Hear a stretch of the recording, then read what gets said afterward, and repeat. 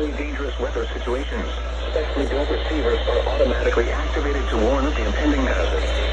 Tests of the signal are normally conducted by the National Weather Service in Mount Holly, New Jersey, every Wednesday between 11 a.m. and noon. If there is a threat of severe weather during the normal test time, the test will be postponed to the next great weather day. Reception of this broadcast, and especially the warning alarm tone, will vary at any given location. This variability, normally more noticeable at greater distances from the transmitter, can occur even though you are using a good quality receiver in perfect working order.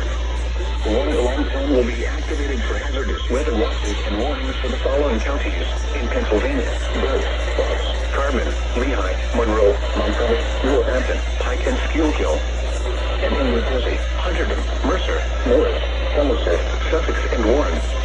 This concludes the weekly Check of NOAA Weather Radio All Hazards. Station WXL 39 in Allentown, Pennsylvania. Thank you for listening to NOAA Weather Radio All Hazards.